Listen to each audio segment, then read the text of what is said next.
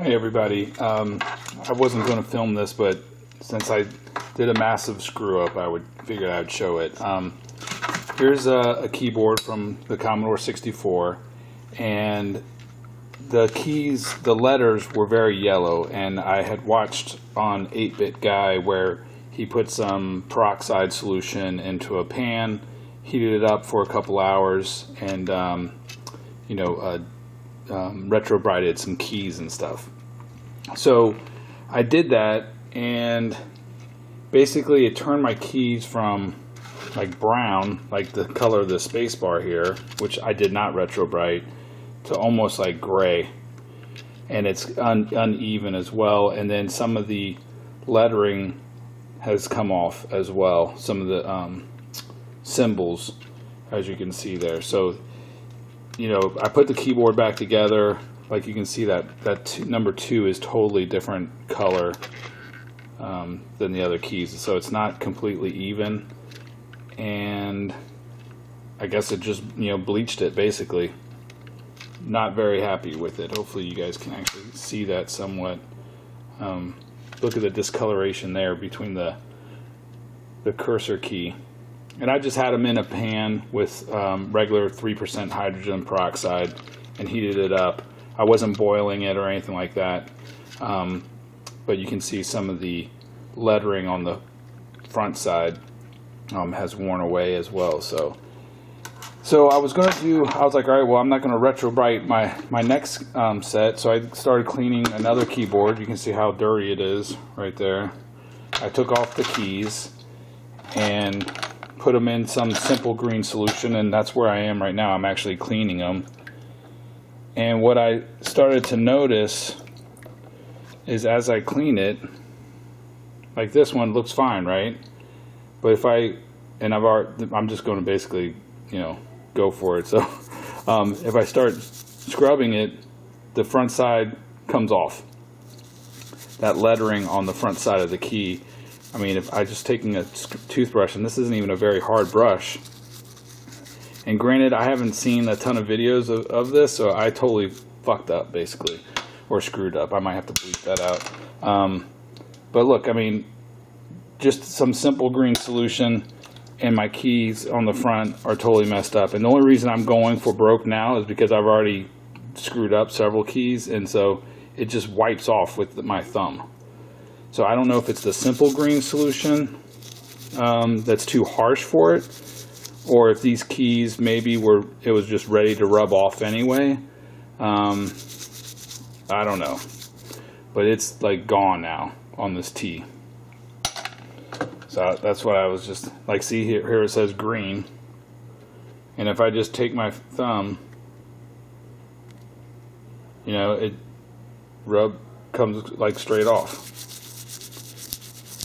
That one's hanging in there a little bit more than others, but not a lot, and I'm not scrubbing real hard either. So I guess the lesson is, now it's completely gone just with my finger, the green. So I don't know how you get those rescreened, if you can even, but I guess this keyboard is not going to have them, and I'm just going for broke at this point because it was already screwed up like 5 or 7 keys. So at this point I might as well just have them all look the same, all screwed up, I guess. Anyway, very disappointing. I said, okay, don't retrobright, let's save the color and everything, but I'll just figure I'd soak them, and I only soaked them for like maybe an hour or something in water, simple green in water solution. So I think some mild soap would be the best thing, and that's the only reason I wanted to film this and film my screw up, because next time I'm only going to use a mild detergent soap on these keys, because obviously the screen print on the front is not very robust to hold up, whereas whatever's on the top part is definitely robust. Alright, that's it. Maybe I'll come back and show you a completed keyboard, but kind of just filming my fail attempt here. I'll do another one here. See B, and I'm just take my toothbrush, boom, gone. I mean, I barely touched it. So I mean, I know it was probably going to come off anyway, but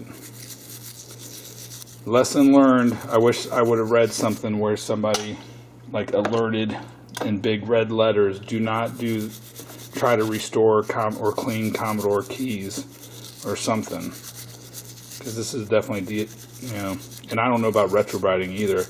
Definitely the method of retrobrighting where you're putting the keys into a pot of water with peroxide solution. Yeah. Anyway, the function keys like F1 and F2 definitely held up. It seems like with the simple green solution, but the other ones didn't. Let's see. I don't really want to scrub too hard.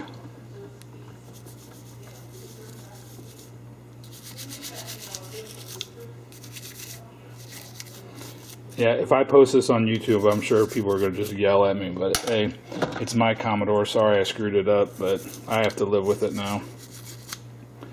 Yeah, like even the red on the number 3 key just came right off, which really sucks.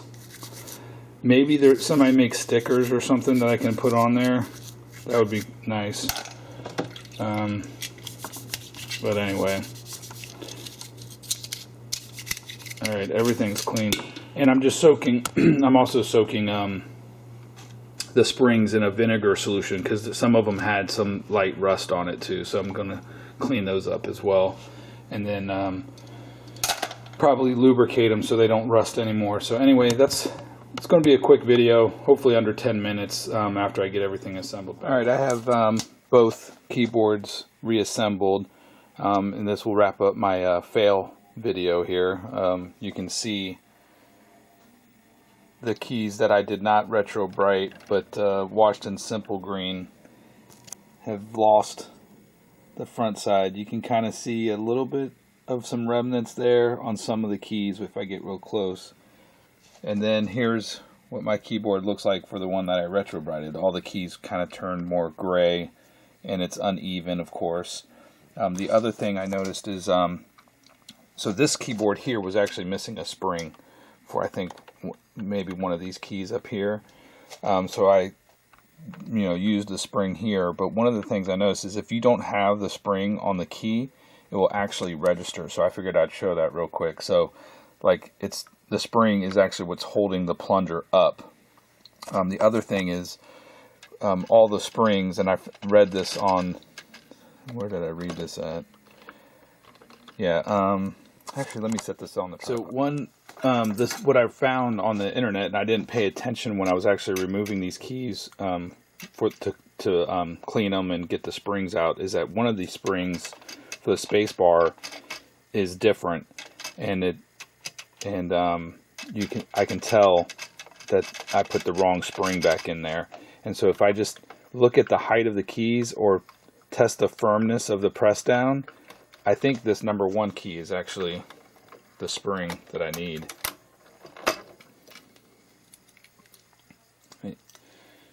And I can tell that is a different spring. Let me see if I can show them compared. Kind of get the difference there in size, hopefully. Crap, dropped it. So anyway, I need to take this space bar off and put this, swap out the spring for the number 1. The other thing is I tested, and I'll show this in a second, I think the shift key is not working. So I might have to take that whole keyboard out anyway and repair it. So let me see if I want to do that in this video. All right, just real quick, I figured I'd test, this is the number 2 keyboard and then number 2 Commodore that I picked up. So what I figured I'd do is just boot it up and then test every key. And what I'm going to do is just lightly press it, the keys, just to see how well they register, and then see if I have to press them harder for the keys to register, and just test every single key if I can. And I'll be right back. I'll zoom in on the screen, turn the lights out. So hopefully you can see that pretty good. Okay, so I can barely see, but I'm just lightly pressing each key to see if it registers, and I'm doing it very lightly.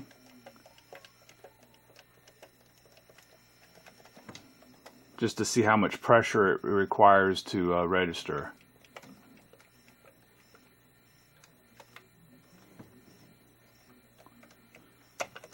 Shift, that's the restore.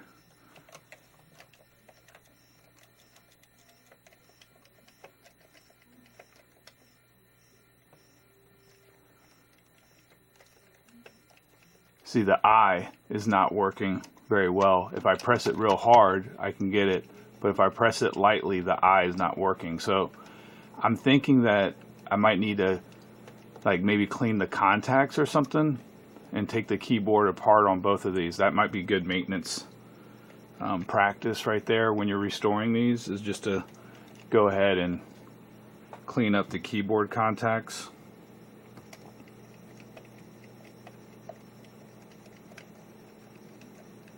See, H as well, so I and H. If I press hard, I can get it, but if I just press lightly, it doesn't register.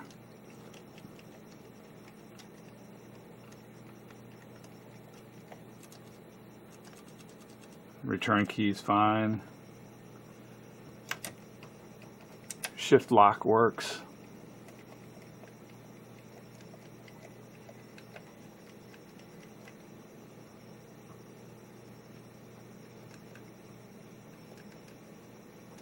I think the H could be better too.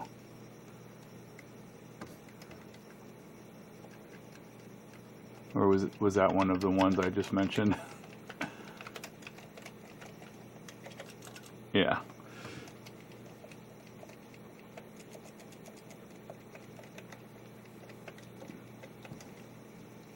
M as well. M is a little not as good. If I bang on it, it will work.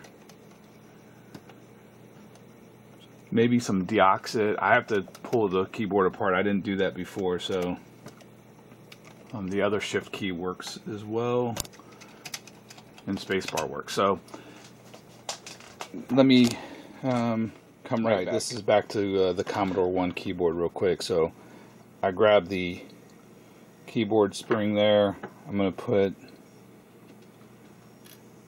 that right there.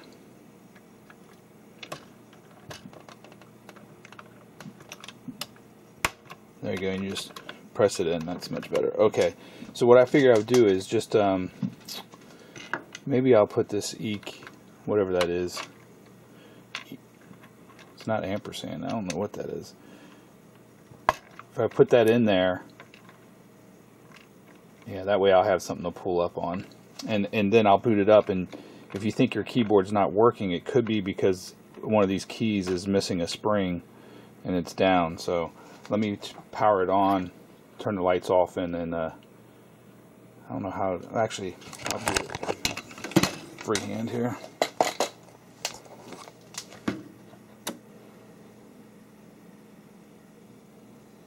All right, so we got C64 there, and you can see it's registering that symbol right there. And if I press an L like that, we don't see that L registering, and it's because that E key is still pressed down. So if I lift it up like this and press L, my L key is working. So you definitely need the spring. If any other key is engaged, it's just going to basically lock out the other key from registering, etc., as you can see there. So even if you remove the key,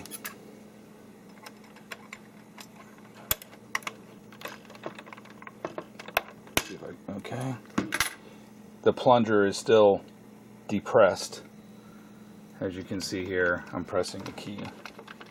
Sorry for the camera movement there. That's kind of the best way I can show that. So anyway, I'm going to take off this keyboard. I need to get another spring for it, replace the spring in the space bar, and I think that's it. And then I'll take it apart and clean the contacts and see if that helps improve. I think the shift key is not registering at all. So this shift key wasn't working when I tested it, and then we had some other keys that just weren't 100%. So I'm going to do that. All right, so I took the keyboard off and just flipped it upside down, as you can see here. So just remove these 8 screws, and then we're going to have to desolder the shift lock key. So I'm just going to do this off camera. I'm going to remove these 8 screws, get the keyboard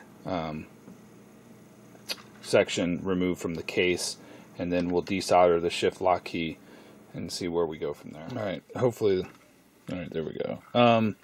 Basically, I just took my soldering iron like this and desoldered this and pulled the wire at the same time gently. So got that desoldered, and then I guess we have to remove all these little tiny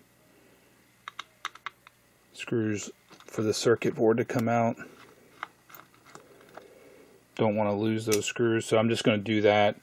I desoldered the shift lock key, remove all these screws, and then see what we're up to after that. Alright, so I have the circuit board out. I can't remember actually where I left off, but it looks like there's some carbon type of covering to the pads, and the plunger itself, if you can see this, has some type of conductive rubber there as well. I'm going to show real quick. So what I'm doing is I'm just setting my meter to continuity. See if I can do it like this. Kind of tight area here. And I'm going to just put my meter on these 2 pads here, take the plunger, and you can see the amount of resistance. So it doesn't get to 0, but it gets to about 100. And what I figured I would do is clean this entire board with some alcohol, and then also test the plungers themselves. So if I look at, I think this one here, let's see if you can adjust the camera here real quick. I think this, let's see if I can come in here from an angle here. So these plungers right here, like if I touch them, just barely touch them, and they have a little bit of a spring to it, you can see how if I just barely touch it, I'll get a reading. But this one here, is this the shift key? Yeah, I'm not getting a reading here when I'm touching this one. I mean, I have to press really hard to get a reading. It's not like instantaneous, whereas most of them are kind of instantaneous. I can get some a connection. Yeah, so I'm going to go through and test all these. I think this plunger is not the greatest right here on the shift key. That was one of the keys that wasn't working at all. And I'm going to clean these with, actually I already did, took a Q-tip with some alcohol and just clean them. But I don't know exactly if the conductive material will wear off or why this one is difficult to get a reading. So I might replace this plunger with a different key. That might be what I do. So let me see. All right, clean this with alcohol. Potentially take any plunger that's not working great and maybe put them in the function keys or something that I don't use as much. That's what I'll do here. All right, I cleaned everything up. It wasn't really that dirty. I mean, definitely got some dirt off, but you can tell it wasn't really that dirty, the board itself. I did end up switching that shift plunger with that E key there, or whatever that key is called. And I made a little mark just so I know which one is in question if I have to troubleshoot it some more. So anyway, sorry for the glare, the shadow, but I'm going to go ahead and reassemble it after cleaning it, and see how it works out. Hopefully it works out pretty good. All right, I was got it somewhat assembled back, and I just figured I was just testing it right there, and everything seems to be working pretty good. Even with a soft touch. Even the shift key that I replaced with that E seems to be working, and the shift key now works as well. So before that wasn't even working. So everything seems pretty good. I mean, the A, it's not, yeah, I guess it's good. I mean, they all seem to be responding pretty quick. Sorry, I'm doing two things at once. I'm not pressing too hard on any of these keys, and they seem to be registering pretty much. That one's not great. If I hit it hard, it definitely registers. If I hit it soft, yeah, you have to. Anyway, looks pretty decent. I'm gonna go ahead and put everything back, and wrap up this video. So fail with the Retrobright, but I guess a success with the fixing of the plungers and cleaning the circuit board, the keyboard circuit board. So that seems to definitely help, and is probably worth doing on all of them. I might do that.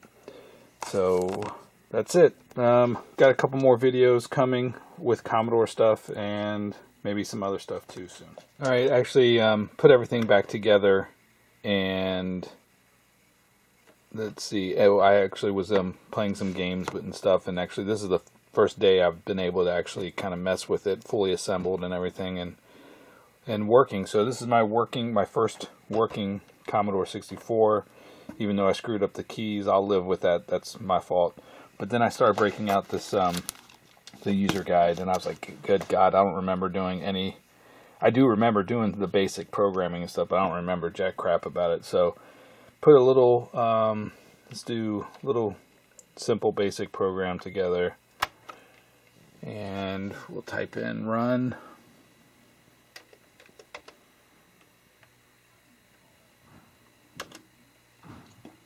So there you go.